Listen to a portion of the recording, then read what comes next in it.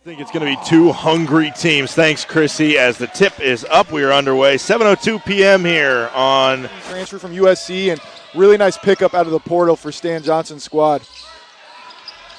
Seattle U in white. If you haven't figured that out yet, they're going from right to left on your screen here in half number one. The Lions in red as that one's poked up and in by Heimbrodt. And if you're Chris Victor, and not only Aaron McBride out as a scratch tonight, injured, but Rodney Brown, the Lions' leading scorer in the season, not starting for LMU. So, you know, he'll be coming off the bench likely as we see Yojunseok Yo get to the rim. And I referenced Heimbrodt not being able to finish at times. That's something that Yo has struggled with as well, and I would have loved to see. Really, really bouncy, kind of figuring out how to play still as Braden Maldonado up. Tries from downtown. Yo comes in a little too aggressive on the rebound.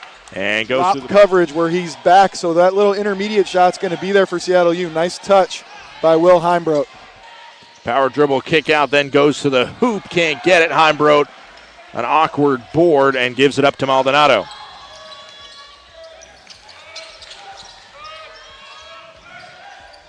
Seattle U working it around. Yo with it. Looked for Heimbrodt. Instead goes to Maldonado.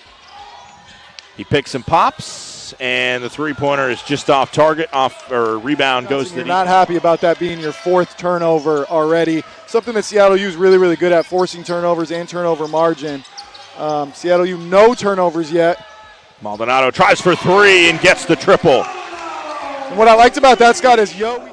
Shorter, but it's been nearly that long for Seattle U. Well, Seattle U, for the struggles they've had in conference play so far, they've played a really tough. Clean enough both sides, so we don't need to play half the game of the charity stripe. I agree. It's been well officiated so far, and teams are defending without fouling. Long three-pointer, and it goes through for Rodney Brown. Yeah, Austin Maurer kind of showing that he's maybe there for some rim protection, but that's another reason to run him off the three-point line like we talked about with the Yo play, you know, as Yojunseok Yo making a really nice play, Stan Johnson electing to call a timeout here. It's Seattle U on a lot of getting a lot of buckets there. They were in a little bit of a drought from the field. Going right now, Seattle U. First it was Maurer kind of just bumping bodies and getting a couple free throws. But now the 7-0 run by Seattle U. What did they do? Have they done different in the last minute 10? They're converted some stuff on offense, but I mean the biggest thing for me, Scott, is through 16 minutes their defense has been really consistent, which is what we've seen from Chris Victor's squad all year. And then offensively, they're not turning over where the ball screen's happening, baseline pin happens at the same time, something that LMU likes to run. Miles Amos gets it to Maldonado. Yo will try for three, gathers and fires it down.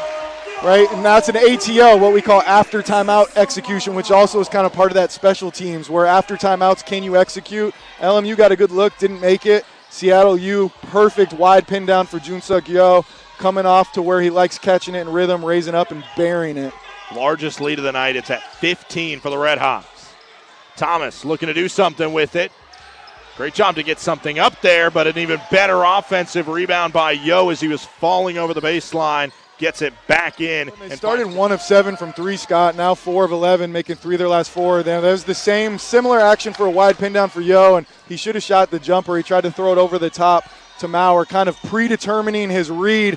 So we see Amos get on the floor there, almost forcing another turnover. And now a quagmire for it on the floor where Amos and Viday a part Scott, of. You know, his last 3 games, he's just 3 of 20 from the field, averaging only 3 a game. He's already got 4 turnovers tonight, make it 5.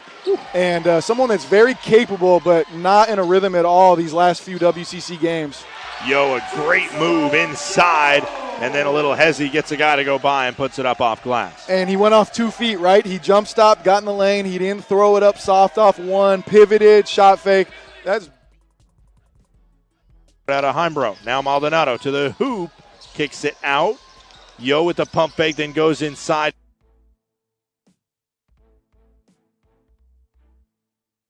But put too much on it, and now a jump ball and a little extra curriculars there.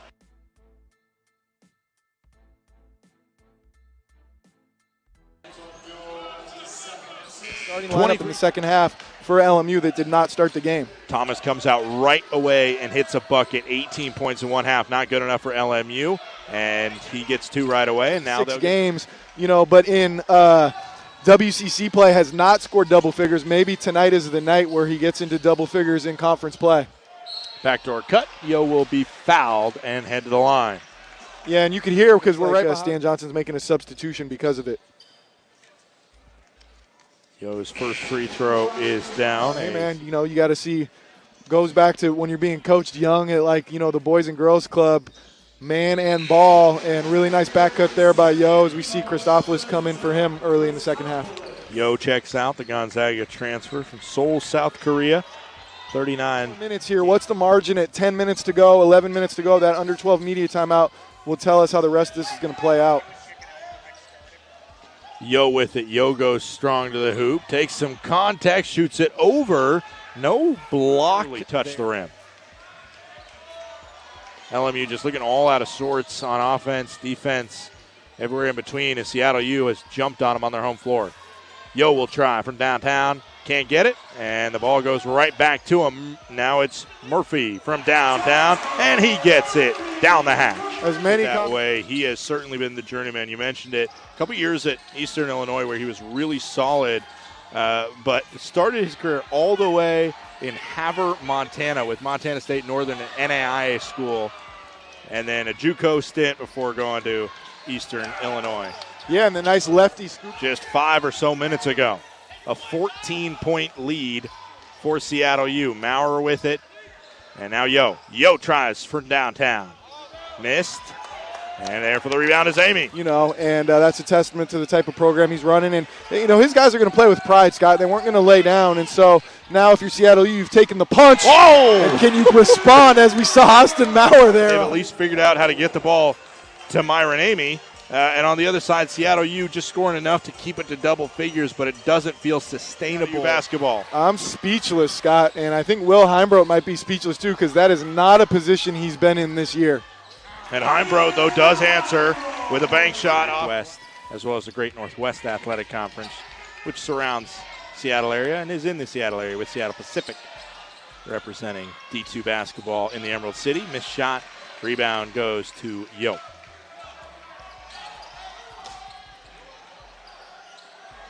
Seattle U really slowing up pace now. 3:20 to go, just looking to tick time off the clock.